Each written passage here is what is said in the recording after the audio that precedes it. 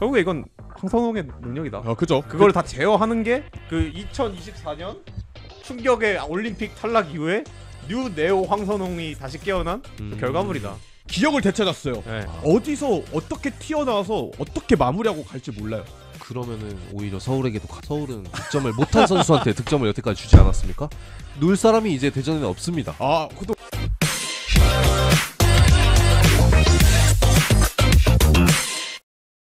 네, 어쨌든 이제 대전과의 경기를 이제 이번 주 토요일에 펼쳐지게 될 텐데 대전이 지금 리그 1위죠. 서울은 9위인데 승격 후에 지금 우리가 대전 상대로 압도적인 열세를 보여주고 있어요. 거의 전북급의 상성입니다 지금. 네, 맞습니다. 작년에 한번 못 이겼으면 무승이에요. 맞아요. 그 정도인데 이쯤에서 우리가 짚고 넘어가야 될 게 있죠. 연불처럼 외워야 됩니다. 대전은 어떻게 강팀이 되었는가? 일단 뭐 첫 번째로 대전이 어떻게 강팀이 되었는가. 최근에 무슨 방송이었는지 정확하게 기억 안 나는데 거기서 되게 재밌는 얘기를 하더라고요. 그러니까 그 대전의 요시마 나츠마 코치 이 코치가 훈련 세션의 완성도가 굉장히 높은 코치다 뭐 이런 얘기를 했는데 한번 찾아봤어요. 네. 이게 진짜 본체인가? 찾아봤는데 이 코치님께서 이제 가시와 레이솔, 알베렉스 니기타, 그다음에 방포레 고후 뭐 이런 팀들을 담당했었는데 가시와 레이솔에서는 뭐 천왕배 준결승, 뭐 아시아 챔피언스 8강, 근데 리그에서는 10위. 그리고 니기타는 14위. 부진했죠. 반포레 고우는 강등. 뭐 이런 게 있었어요. 그래서 이 코치님이 나오는 얘기보다는 뭐 완성도가 높진 않을 수도 있겠다라는 생각을 했는데 이게 시사하는 바가 뭐냐. 잘 되는 팀이니까 이런 다각도의 분석이 이것도 잘할 것이다. 이것도 좋을 것이다. 이렇게 나온다는 거예요. 이게 호재를 탔다라는 증거거든요. 이런 얘기가 나올 정도로 지금 대전이 분위기가 좋다. 요시다입니까? 죄송합니다. 앵님 사랑합니다. 하트. 아무튼 그 정도로 지금 분위기가 좋은 클럽인 게 좀 보인다. 근데 또 어떻게 보면은 결국에 이건 황선홍의 능력이다. 그죠. 그걸 다 제어하는 게 그 2024년 충격의 올림픽 탈락 이후에 뉴 네오 황선홍이 다시 깨어난 그 결과물이다. 기억을 되찾았어요. 네. 이제는 전혀 각동님이라고 황새 종시적 놀릴 영역이 아니에요. 진짜 이 사람 다시 태어났어요. 대전이 강팀이 된 이유가 또 있습니다. 영입을 굉장히 잘했어요. 맞아요. 우리가 지난 시즌에 대전이 여름부터 어떤 영입을 했는지 봐야 되는데 일단 김문환 선수 왔고 수많은 팬들은 공감하지 못하겠지만 천성훈 선수 그리고 또 공감하지 못하겠지만 박정인 선수 그 다음에 마사 그 다음에 최건주 요런 선수들 그리고 김현욱 이렇게 영입을 했어요. 밥신 맞죠. 자, 이 선수들 다 지금 대전이 영입을 해가지고 굉장히 쏠쏠이 써먹고 있다 라고 진짜 생각이 드는데 왜 그러냐면 밥신, 김문환, 김현욱 팀 클래스를 높여줬어요. 이 선수들 지금 연착륙 해가지고 그쵸. 아까 얘기했던 밥신, 김문환, 김현욱 활동량이 보장된 선수들이에요. 에너지 레벨을 확 끌어올려줬단 말이에요. 그리고 뭐 최건주, 박정인처럼 빠른 선수들을 영입했죠. 올해 정재까지 들어왔죠. 맞아요. 근데 그때는 이런 얘기가 좀 있었어. 뭐 대전 듀스 완전 옛날 얘기긴 하지만 대전 듀스 50 다시 하는 거냐. 맞아. 그러면서 막 야 이거 클럽하우스에 밥차 자리도 없겠다. 클럽하우스에 침대 없어서 바닥에서 자는 거 아니냐. 진짜. 막 이런 얘기 했었는데 결국에 어떻게 됐냐면 재정적인 측면에서 작년에 누구 팔았습니까? 티아고. 조유민 티아고 팔았습니다. 그래가지고 금액 해결했죠. 영입한 금액 손해 안 봤어요. 그리고 이제 이정택 선수 군입대하고 그 다음에 공민현 선수, 주세종, 홍정훈, 김재우 자원이 나갔어요. 그러면서 어느 정도 교통 정리도 했어요. 아무튼 이제 황선홍 감독님도 이제는 뭐 고집 좀 내려놓고 적당히 타협을 하면서 선수 영입을 했잖아요. 겨울 이적 시장을 들어가면은 이 감독님이 딱 명확하게 K리그는 이렇게 선수 구성을 해야 된다라는 게 좀 보여. 아까 얘기했던 뚝배기, 빠른 선수, 쓸어주는 미드필더, 딱딱한 수비. 그 기조에서 영입한 게 누구냐? 구택이 풀시즌이 담보가 안 되니까 주민규 데리고 오고. 그쵸. 그 다음에 육상부에서도 불안하니까 정재희 데리고 오고. 그쵸. 임종원 하창래까지 데려오면서 높이를 딱 맞춰놨어. 우리는 이제 단단한 수비까지. 그러면서 이제 완벽한 영입, 밸런스, 스쿼드 밸런스가 딱 자리 잡히면서 심지어 1군 레벨이랑 1.5군 로테이션 선수 레벨이랑 그렇게 차이가 안 나는 그쵸. 더블 스쿼드를 구축해놨어. K리그 스탠다드에 입각한 승리 공식을 감독님께서 다시 꺼내 든 거지. 없던 살림에도 했었는데 있는 살림에 못하겠냐. 결국에 지금 황선홍 감독님 부임 이전 이후 비교를 해보면 네. 대전이 13전 2승 5무 6패에서 황선홍 감독님 부임 이후에 22전 9승 7무 6패. 와, 승률이 엄청 개선됐네. 똑같은 6패를 하는 기간 동안 황선홍 감독 이전에는 딱 2번 이겼는데 똑같이 6패하는 기간 동안 황선홍 감독님은 9번을 이겼습니다. 아. 그러니까 결국에 분식집이잖아요. K리그는 고급 레스토랑이 아니에요. 분식집에서 뭐 먹습니까? 라면 먹잖아요. 그쵸. 라면의 주재료 뭡니까? 면, 스프, 스프, 건더기 스프, 건더기 계란. 스프 정도, 계란. 뚝바 쓸딱일 거 아니야. 근데 거기서 애매하게 우리는 고급 라면이다. 아. 애매하게 여기서 캐비어 넣고 치즈 떡라면 넣으면은 그거 해가지고 2-3천 원 더 비싸게 파면 먹습니까? 뭐 차라리 그냥 계란라면 먹죠. 그쵸. 황선홍 감독님 한때 미슐랭 병에 걸리셨어. 이건 인정할 수밖에 없는 사실이야. 하지만 본인의 위치가 동네 분식집 조리사라는 그 사실을 깨달으셨다는 거지. 그리고 더 놀라운 거는 대전이 경기 후반 집중력이 높아졌어요. 우리 지금 제주가 아까 얘기했을 때 힘들었던 이유가 경기 후반 집중력이 너무 떨어진다 했잖아요. 대전이 거기에 완벽한 안티테제야. 얘네는 지금 24년도부터 한번 볼게요. 네. 황선홍 감독 부임 이후입니다. 24년 6월 22일 광주전 연장 그러니까 90분에서 추가 시간 4분 94분에 골 들어갔습니다. 그래서 무승부를 승리로 바꿨어요. 플러스 24년 7월 7일 전북전 김준범 선수가 극적인 동점골을 90분에 넣으면서 무승부가 됩니다. 플러스 1. 그리고 8월 17일 인천전 구택이 95분에 역전 극장골 넣으면서 이깁니다. 플러스 2. 그리고 8월 25일 김천 상대로 90분에 김현우 선수가 골 넣으면서 무승부. 한 달 뒤에 93분에 구택이 골 넣으면서 무승부. 이걸로 1점씩 더 벌었네요. 그 다음에 10월 19일 전북전에서 또 93분에 김준범 선수가 또 추가골을 넣었어요. 근데 이 경기는 승리 확정골. 그리고 얼마 전에 전북전에서 93분에 골 넣으면서 무승부. 고무적인 게 뭔지 아십니까? 대전이 되게 강한 전방 압박, 활동량 많이 가져가는 축구, 그러면서 사이드에 부하 걸어주고. 그러니까 90분 내내 이런 텐션을 유지할 수가 없어요. 근데 그럼에도 불구하고 후반전에 강하게 골을 넣고 있다? 나는 이게 스쿼드의 힘이라고 봐요. 그리고 황선홍 감독님의 어떤 매니지먼트 능력도 분명 과거와는 달라졌을 것이다. 잘 풀리는 집인 거지. 근데 이게 그렇게 생각할 수밖에 없는 것 같은 게 대부분의 팀이 그 1군과 1.5군의 그 스쿼드 차이가 좀 있다고 생각을 해요. 스쿼드의 퀄리티 차이가. 근데 대전은 그게 점점 이제 영입을 거듭하면 거듭할수록 그 갭이 좁아지고 있는데 그렇다면 후반에 그 체력이 지쳐 있을 때 들어가는 선수들의 퀄리티가 대전이 훨씬 좋으니까 이 후반 막판으로 갈수록 그 경기력의 차이는 더 뚜렷해질 것이다. 그러니까 적어도 주전 선수랑 로테이션 조랑 큰 차이가 없다는 거지. 네. 그렇다 보니까는 이제 타팀들은 점점 그 경기력이 시간이 가면 갈수록 떨어지는데 대전은 그것이 퀄리티가 0분부터 90분 종료 시간까지 유지가 되다 보니까 되게 신선한 거지. 그 미소님이 얘기해 주셨는데 대전은 매 경기 라인업 예상이 안 된다고.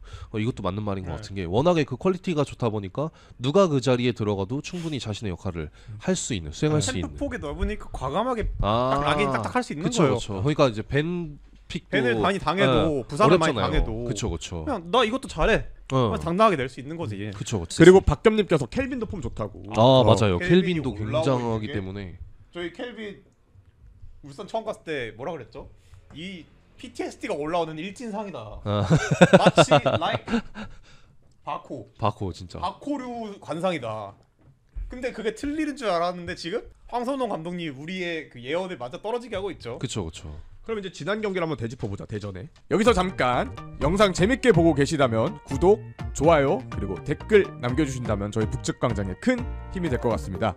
그리고 하나 더, 북측광장 멤버십 가입자 여러분들을 위해 다음과 같은 혜택을 제공드리고 있으니까 월 2,990원으로 북측광장의 여정을 함께 해주시면 감사하겠습니다.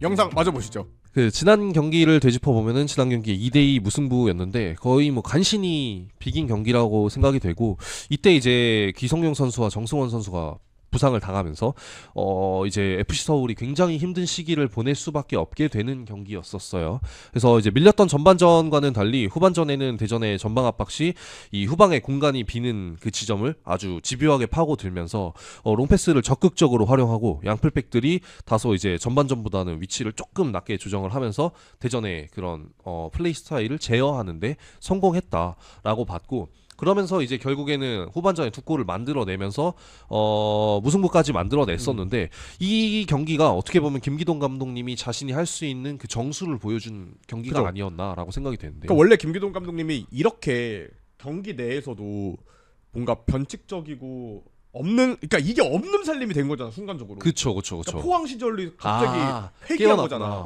그러니까 이 궁한 상황에 밀어 넣으니까 그 본래의 김기동이 잠깐 들어와가지고 딱딱딱딱 했는데 이제 이 이후로 그 이정현 감독님이 김기동 감독 관련해서 인터뷰한 거 옛날에 본 적 있는 것 같은데 네. 자기가 지금은 물론 상대 전적에서 계속 이기고 있지만 김기동 감독 상대하는 게 되게 어렵다고 한 이유가 이 90분 내에서 게임 플랜이 되게 많다고 했던 그런 언급이 있어요. 맞아요. 그만큼 철두철미한 감독인데 내가 봤을 때 지금 스쿼드가 풍성해서 그런지 약간 겉으로 약간 겉보기에 풍선 근육이 좀 있어서 그런지 스쿼드에 일단 대전이 슈팅 숫자가 현재까지 118개입니다. 리그에서 12 정도 되죠. 네, 엄청 안 차요. 그렇네요. 근데 대전이 무엇을 잘하냐? 주민규의 순도 높은 골 결정력, 21개의 득점으로 리그 1위입니다. 주민규 선수가 슈팅 20개 차면서 골을 8개를 넣었어요. 와, 거의 그러니까 뭐 50%에 가까운. 그죠? 2개 차면 하나를 넣습니다. 그러니까 공 잡았다 하면 우리는 기도를 해야 돼요. 빗나가기를. 더 무서운 건 21개 중에 8개가 주민규잖아요. 그쵸. 나머지 13개를 주변에서 고루고루 넣습니다. 그러니까 어디서 어떻게 튀어나와서 어떻게 마무리하고 갈지 몰라요. 그러면은 오히려 서울에게도 가능성이 있다고 보는 게, 다 득점을 해봤으니까 서울은 득점을 못한 선수한테 득점을 여태까지 주지 않았습니까? 놀 사람이 이제 대전에는 없습니다. 그것도 그러면은 천재임? 이번 경기는 좀 해볼 그렇지. 수 있지 않을까, 막을 수 있다. 예. 굉장히 긍정적인 천재인데? 예, 이런 접근. 개추 드립니다. 좋습니다. 이 긍정적인 걸 이렇게 쥐어짜낼 수밖에 없는 게 대전이 드리블 지표가 리그에서 1등입니다. 김인균, 신상은 채권주 중에 이제 속도를 겸비한 아까 말한 켈빈 선수까지 그쵸. 드리블러들이 굉장히 많고 이 선수들이 시퀀스마다 적재적소에 들어와서 변주를 줘요. 그러니까 적응할 만하면 바꿔. 이게 정말 무서운 거거든. 야구로 치면 이제 선발 이 공을 적응했는데 선발 우투 정통파의 투수의 그 높이 빵빵 꽂히는 골을 적응했는데 야 정대현 내보내. 갑자기 국내 최고의 싱카볼 투수. 약간 이런 변주도 가능한 구단이다. 그게 무섭고 패스 지표는 평범해요. 대신 중앙에서 전진 패스 넣어주는 비율이 K리그 탑입니다. 그러니까 이 구단은 패스는 그냥 평범하게 하지만 자신감 있게 우리가 지금 공격진의 장점이 있으니까 앞에다 넣어주잖아. 앞에다 로빙 때리고 앞에다가 찔러주면 쟤네가 할 거야. 일단 찔르자. 어디다 넣어줘도 잡네. 근데 이게 정말 마음 편한 거거든. 실제로 축구를 할 때도 우리 팀 공격수가 못 믿어오면 공을 안 뿌릴 수밖에 없어. 왜냐면 내가 수비 복귀하는 게 힘들거든. 더 공을 갖고 있는 게 낫지. 근데 우리 팀 공격수가 개 잘한다? 대충 뿌려줍니다. 알아서 제가 잡을 거니까. 나를 패스 마스터로 만들어주는 건 나의 능력도 중요하지만 공격수들의 역량도 중요하다. 이렇게 얘기할 수 있지. 맞아요. 이제 우리가 홈 원정 분석도 좀 갖고 왔는데 어쨌든 우리가 대전 원정 가지 않습니까? 네. 근데 대전이 홈에서는 3승 1무 2패예요. 네.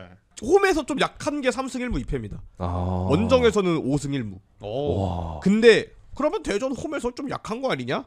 여러분 우리 대전 원정에서 5경기째 승리가 없습니다. 근데 갑자기 대전 5승 1무 하는 거 5승 1무 보니까 생각난 건데, 그 대한민국의 어떻게 보면은 약간 중심의 위치에 있잖아요. 그 한반도 남쪽에서는 대전이 약간 중심이잖아요. 중부지방에. 그래서 원정이 좀 편한 걸까요? 제주는 우리 이제 김학범 감독님. 갑자기 그 생각이 나가지고. 근데 어느 정도 좀 그죠? 느낌 있다. 여기저기 다 가기가 편하다. 이렇게 있죠. 대한민국 이렇게 있다 치면은 제주는 학범이 이렇게 여기 계시죠. 거기서 가는 게 여기 이브리그 팀 개 많죠 여기. 그쵸? 여기 서울, 수협, 안양 있습니다. 그쵸? 여기 전주 있죠. 그쵸? 더 위에 광주, 전주 있죠. 광주 전주 있죠. 부울경에 울산, 포항, 포항, 그다음에 대구, 김천도 있고, 춘천에 강원, 김천, 또 한국질이 있냐? 대전. 대전이 여기 있어요. 대전. 그쯤에 있고. 야 어딜 가도 편하네요. 그냥 오송에 가면 다 해결되는 일 아닙니까 이거? 심지어 KTX로만 다녀도 돼. 제주 진짜. 빼고. 야 이거는 학번면은 옳았다.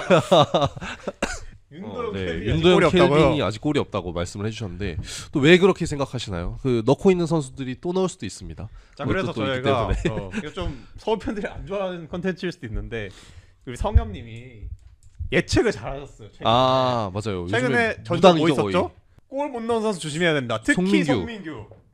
어떻게 했죠? 바로 득점했죠. 그리고 이번 경기 누구 조심해야 된다고 했죠? 마테우스. 마테우스 조심해야 된다고 했죠? 그 전에도 조르지 조심해야 된다 그랬는데 조르지 조심해야 된다고 조르지가 했죠? 진짜 개 털고 다녔었어요. 골만 없었지. 자 우리 지금 거의 무당 수준이에요. 네, 진짜. 저희 그래서 고안한 게 코너 속의 코너 예측 광장. 네. 이 선수한테 먹힐 것이다라고 예측하는 게 아니에요. 예측이지만 이 선수 조심해야 된다. 누구 먼저 생각하실래요? 근데 이거 약간 그거래요. 그 성엽님 그때 혼났대요. 친구분한테. 그만 좀 너는 얘기하라고. 방송에서 그딴 쓸데없는 소리 좀 그만하라고. 여러분, 말이 씨가 된다고. 우리가 예측하는 게 문제가 아닙니다. 그 예측한 걸 못 막는 선수들이 문제예요. 그러네요. 네. 이걸 보고 예측을 해드렸으니까 우리 막으세요. 예측을 실현시키는 선수들이 문제인 거예요. 이거. 오케이. 전 그럼 켈빈 보겠습니다. 켈빈. 다비님은요? 저는 윤도영 봅니다. 도영. 저는 민규 가겠습니다. 근데 솔직히 말하면 이 셋 중에 뭐 하나 나올 것 같아. 그쵸. 네. 뭐 다 나오지만 말아라라고 기도하겠습니다. 진짜 제발. 솔직히 대전 홈이잖아요. 그쵸. 한 명만 들어가도 괜찮을 것 같아. 그러니까 우리가 한 명만 한 하고 골은 어떻게든 할 수 있을 것 같아. 어떻게든 해볼 수 근데 있을 것 같아요. 주민규한테 먹히고 멘탈 나가서 켈빈까지 주잖아. 그때부터 경우는, 터집니다. 지금 정성훈, 기성용이 다 있는 게 아니기 때문에 한 대참사. 골 이내로 막아야 됩니다. 이거. 근데 누구한테 골을 안 먹히는 게 제일 중요하냐 이 셋 중에 주민규 아닐까요? 저는 주민규라고 생각해요. 저도. 왜냐면 대전이 정말 재밌는 지표가 하나 있습니다. 뭐죠? 주민규 선수가 득점한 경기에서는 전승을 했습니다. 주민규가 골을 넣으면 대전은 이겼어요. 무려 7경기 모두. 와. 근데 주민규가 골을 못 넣은 경기는 1승 1무 2패입니다. 그러니까 그 말은 뭐냐면 결국 주민규를 어떻게 통제하느냐가 답이다. 답이 게임의 될 수 키가 있다. 될 수 있다. 그 반대로 말하면 이 주민규라는 선수의 득점 있잖아요. 방금 서훈님 말했듯이 1플랜이잖아. 어떻게 보면 이 그쵸. 선수가 골을 넣는 게. 근데 아까 말했던 김인균, 뭐 정재희 등등등이 넣었다는 거는 그리고 주민규의 득점이 없다는 거는 1차적으로는 주민규 봉쇄가 성공했다는 뜻이잖아요. 그죠. 그쵸. 그리고 그 결과들이 기본적으로 1승 1무 2패? 1승 1무 2패. 1승 1무 2패라는 건 사실 그리 좋은 성적은 아닌 거죠. 음. 그러니까 대전은 주민규가 막혔을 때 이선이 무조건 해주는 팀이다라고 하면 그건 그것도 아닐 맞는 수 명제는 있다. 아닌 거잖아. 그런 의미에서 서훈님 말한 대로 일단 조심해야 된다. 통제해야 된다. 주민규를 통제하면 일단 반은 먹고 들어간다. 그지. 그렇게 생각하네요. 일단 뭐 안톤 선수도 있긴 한데 안톤 선수가 지난 경기에서 약간의 부상이 있어서 나올지 안 나올지는 모르겠어요. 근데 나온다면 굉장히 좋은 선수라서 안톤 선수가 발밑이 굉장히 좋고 롱패스 정확도가 굉장히 높습니다. 롱패스가 몇이었죠? 상위 10.6%니까 리그 한 1, 2위 아닌가? 뭐 한 리그에서 한 10명 있으면 뭐 1, 2등 다투는 반 1등이잖아요. 반 2, 3등. 그리고 드리블 성공률도 상위 25.5%예요. 센터백 치고는 굉장히 좋은 거지. 이 선수 어떻게 막냐? 걱정할 수 있지만 아킬레스건이 단 하나 있다는 뭐죠? 약간 욱하는 성격. 네. 안톤이 좀 경고 카드 수집을 좀 하는 편인 것 같더라고요. 카드 캡터 체리 기질이 좀 있어서 그거는 한번 우리가 좀 신경을 긁을 수 있으면 좀 긁는 것도 전략적으로 가야 된다. 뭐라는 생각은 한번 해봅니다. 그래서 우리 이제 마지막으로 그 서울과 이제 대전에 지켜볼 만한 프리뷰 한번 해보도록 하겠습니다. 좋습니다. 주민규를 막아라. 아까 얘기했죠. 일단은 주민규를 억제하냐 안 하냐가 첫 번째 플랜. 포인트. 무조건. 여기를 빼고 얘기할 수가 없다.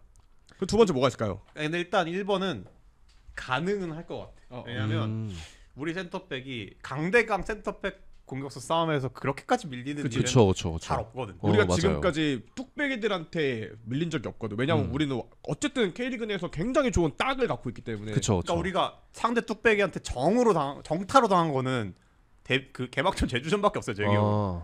왜냐면 꼼파니어도 결국에 꼼파니어 떨궈 준 거 먹힌 거잖아. 그쵸 그쵸 그러니까 그 과정 속에서 나온 거잖아. 그쵸. 꼼파니어한테 프리헤더로 딱 준 거는 제가 알기로 이번 시즌 거의 없지. 정타로 맞은 경우가 없거든요. 어. 그럼 우리가 조심해야 될 건 뭐냐? 주민규로부터 나오는 떨어지는 공. 파생되는 육상부들이겠죠. 그쵸 그쵸. 이게 그 저희가 그 방송 때마다 뭐 이제 장난식으로 골을 못 넣어본 선수가 넣는다라고 말씀드리는 게 주포 통제는 된다는 소리거든요. 이거는 이제 그만큼 김주성과 야잔이 그 뚝과 딱의 싸움에서는 밀리지 않는다. 그 정도의 경쟁력은 가지고 있다. 그런데 이제 그 뒤에서 그 제어가 안 되기 때문에 거기서 자꾸 안 넣어본 사람들한테 실점을 하고 있는 게 아닌가라는 생각이 들어요. 또 하나 주목해봐야 될 거는 김진수, 최준 그리고 루카스. 사실 루카스 빼면은 압도적인 바는 아니잖아요. 그게 좀 걱정이 되긴 합니다. 이쪽은 관록으로 막아요 대신. 여기는 활동량, 여기는 관록이라서 오른쪽은 생각보다 괜찮을 수 있거든요. 여기도 압도적인 활동량 있죠. 둘 다 압도적인 활동량 파요. 근데 바가 없네. 바가 없네. 루카스 빼고. 그게 좀 걱정이긴 합니다. 결국에 관록도 활동량도 감당할 수 없는 빠르기가 나온다면 그때는 좀 이해가 될 수 있다. 제 생각 그렇습니다. 저도 그렇게 생각하고 그리고 대전에는 항상 지금도 미소님이랑 어금니님이 말해준 절대 서울이 넘을 수 없어 보이는 진짜 그 고통스러운 이름이 하나 있습니다. 이창근.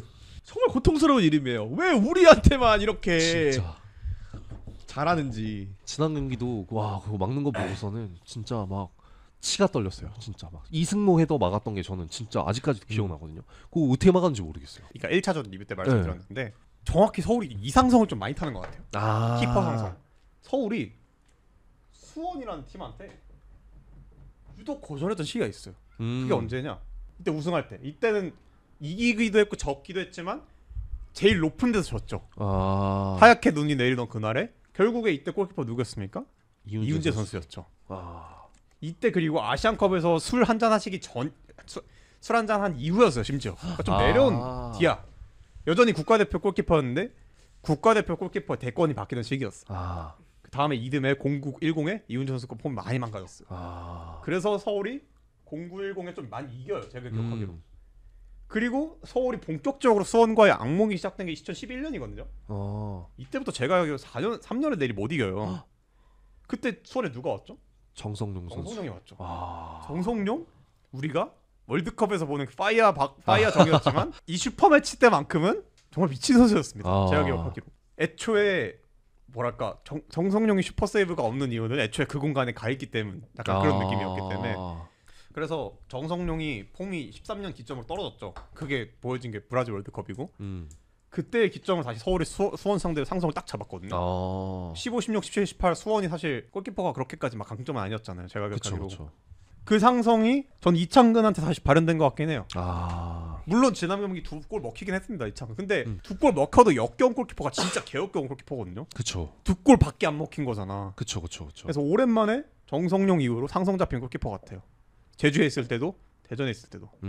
그래서 이창근과의 상성이 사실 이 상성이 끊어지려면 이 선수의 개인 폼이 많이 떨어지거나 중동 한번 가시거나 둘 중 하나거든요. 그쵸. 근데 뭐 그럴 일은 없어 보이니까. 그러니까 진짜 순수 힘으로 뚫어내야죠 이거는. 자 이렇게 대전전 리뷰까지 좀 얼추 마무리된 것 같고. 그쵸. 오늘 준비한 거 2시간 22분 만에 싸그리 털었습니다. 다 털었습니다 그래도.